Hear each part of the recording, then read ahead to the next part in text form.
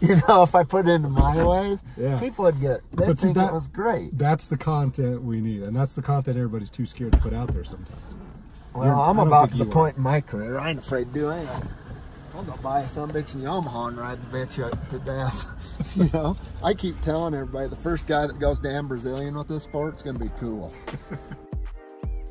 I think that, you know, the new monorail on the Alpha's changed the way I think about backcountry snowmobiling and what I'm capable of doing. The first thing that I found out was I really struggled riding it. You know, the Proclimb chassis was very developed around the race chassis, and the harder you rode it, the better it performed. Going into riding the Alpha, I had the same mindset. Right away, I was struggling like crazy, like high siding all the time, washing out, and having that snowmobile come over me. And, you know, I kind of went back to some of my advice, like, you know, being a coach and coaching young kids, and you have to slow down before you can get better. And I just started giving the snowmobile a chance. And one thing that snowmobile it's capable of going anywhere, but it gets up on the snow and it builds so much track speed that if you try to go across some different conditions wide open, you're going to eat it, because you go across that mid throttle or quarter throttle when you're going faster than you are on the old chassis pinned, but you don't realize how fast you're going, how effortless it is. You almost have to slow down. Also, your body weight's a lot more crucial, where you put your weight on your running boards.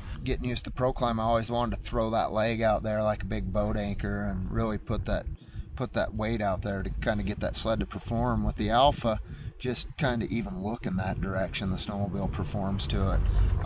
I noticed that I'm not throwing my body as much. I can get the snowmobile to do things that took dangling a leg. I can do that with both legs on the running board now, and it's more necessarily where your body position is and throttle control. It's kind of hard to explain that, but you'll get a feel for it if you play with the throttle, and just it's real responsive to where you put this snowmobile. You don't have to stay on the front center of the snowmobile as much as you do with the Proclimb. I find myself getting lazy and standing back on the running boards a little bit more, and it's a little bit more comfortable because you don't have to be so much forward, rider position forward on the snowmobile as the Arctic Cats in the past. I find myself more in a stand-up, more comfortable position, standing back on the running boards a little bit more. Front end doesn't seem to want to come up as much, especially when you lock your shock out. That's one thing that I found this year that really changed the way the snowmobile reacts, is with the Fox lockout system. That snowmobile, the suspension performs so much differently just locking that shock out. Side heeling, that's probably people's biggest concern with the Alpha is that track going to wash because it's flexing to the hill. What does the Alpha do on a side hill? How do you control it? Well, the Alpha will go places that other snowmobiles won't, because the track flexes to the snow. And if you think about it in your head, the track's going to flex more the slower it's going. So I think you can get into predicaments that you don't want to be in just because you can darn near walk that snowmobile across anything. If you try to go across it too fast, the track gets spinning and it wants to wash out.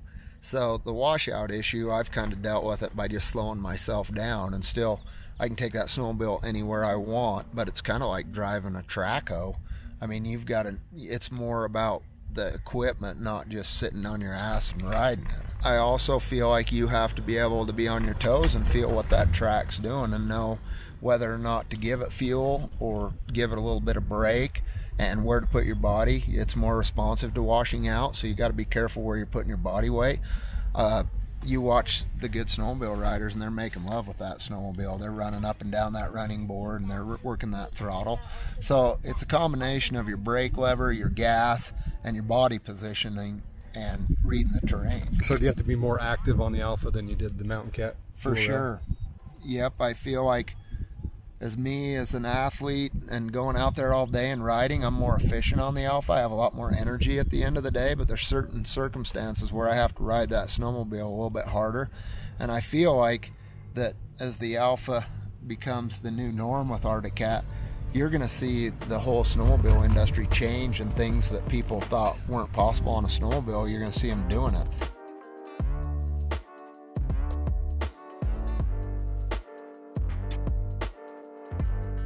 Ben has met my son and took some pictures of him and stuff, but Riley's probably, you know, he's kind of a big, I mean, I'm kind of on my way out and he's kind of on his way in, so I'm kind of looking out for his best interests as well. Exactly. So if me and Dave leave Arctic Cat, well, it'll make a big difference. They don't want to believe it in frickin' Augusta or wherever the hell they're from. You know, the whole industry's changed since I started. It's terrible what this industry's turned into. Now, if you don't wear a certain type of gear or ride a certain snowmobile, there's different user groups. I mean, it used to be just a bunch of frickin' buddies that got together and took their snowmobile home, put brackets on it, paddles and plastic stuff. And we'd show up in Carhartts with climb bibs and frickin' Carhartt coats. Yeah, I mean, it wasn't about... used to matter unless you as long as you're riding. If you were, everybody just wanted to ride, but now it matters. Now it matters. I mean, do you think I get to go riding with Chris Brandt? I mean, we're really good friends. We enjoy each other's company. The last time I rode with Chris, probably 6-7 years ago at the SnoWest, you guys used to have a ride that was really cool where we had all the athletes get together and we'd go riding for a day, and it was an excuse for us to get together and go out on the snow. Now, you can't even ride with somebody else, you know, hashtag Climb Life, hashtag Mortarfit, Arctic Cat, Polaris, you know, unless you're getting paid, we don't ride together.